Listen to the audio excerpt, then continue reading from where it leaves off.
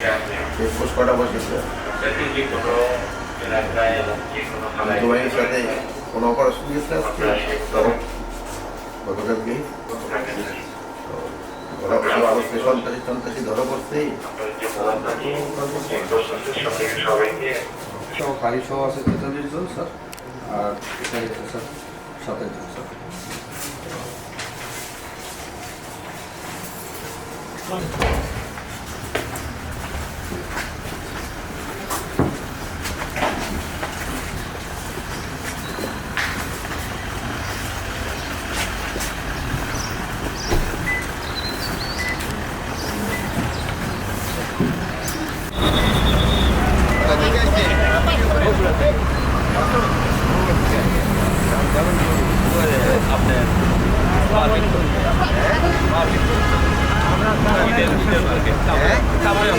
অসুবিধা হয় না তো আপনারা কোথা থেকে আসছে এরা এই কিসের জন্য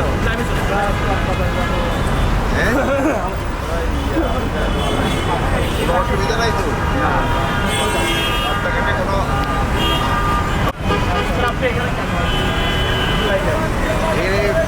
আমি এখান থেকে আসছি যে আপনারা জানেন যে আমাদের সাধারণত শেষ কাছে থেকে কিন্তু যারা ডিউটি করে তারা একটু শিথিল হয়ে যায় এবং সন্ত্রাসীরা একটু অ্যাক্টিভ হয়ে যায় তা আমার এই জনগণ যাতে আমার যে বাহিনী আছে এরা যেন শিথিল না হয় এবং যেন তাদের জনগণের যেন কোনো অসুবিধা না তাদের বাহিনী হয়েছিল তারা যেন সজাগ থাকেন তারা সজাগ থাকে জনগণ রাত্রে ভালো হবে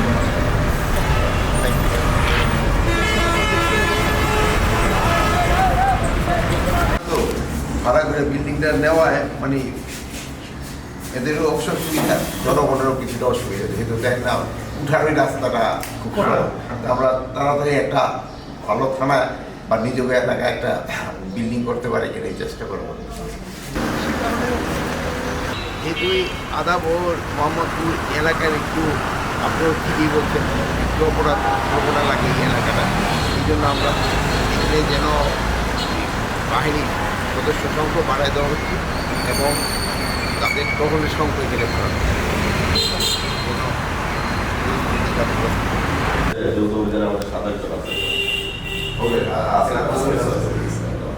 কি কি কারণে বিভিন্ন মাদক আছে এবং এর আগে কিন্তু চিন্তায় এইগুলি একটু বেশি হয় মোহাম্মদপুরের ইন্টারনেটে একটু বেশি এই জন্য সবসময় খুব সজাগ থাকবা সবসময় সজাগ থাকবা নিজেরা দেখে থাকবা জনগণ যেন ঘুমাইতে পারে তোমার কাজ হলো জনগণকে স্বস্তি দেওয়া এবং জনগণ যেন নির্বিঘ্নে ঘুমাতে পারে আর দায়িত্বে কিন্তু কোনো রকম কোনো অবহেলা করে না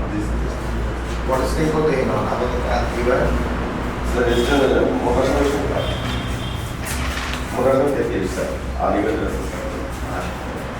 যৌথ বাহিনীর সাথে একসাথে করতে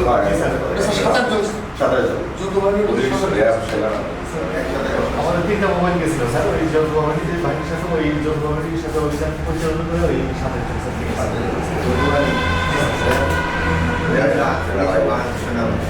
আজকের আমার যে পর্যবেক্ষণ এটা বেশ ভালো আমি সব জায়গায় দেখছি তারা মোটামুটি বুঝলেন আপনিও দেখেন যে ফুলগুলো ফাংশন করতেছে এবং রাত্রে যে বাহিনীগুলি যৌথ বাহিনীর যে অপারেশন এগুলো ভালোভাবে চলছে আপনাদের যে কোম্পানির যে অভিযানটা এটা কতদিন চলমান এটা পরিস্থিতি একটু উন্নতি হলে আমরা এটা অভিযানটা বন্ধ করে দেবো বাট অন্যান্য অভিযান চলমান থাকে যেহেতু এটা তো কন্টিনিউস আইন শৃঙ্খলা পরিস্থিতি তো সবসময় বাহিনীগুলি ভিজিলেন্ট থাকে ওভারঅল মেসেজ কি আপনার আইন শৃঙ্খলা বাহিনীর জন্য আইন শৃঙ্খলা বাহিনীর জন্য ওভারঅল মেসেজ হলো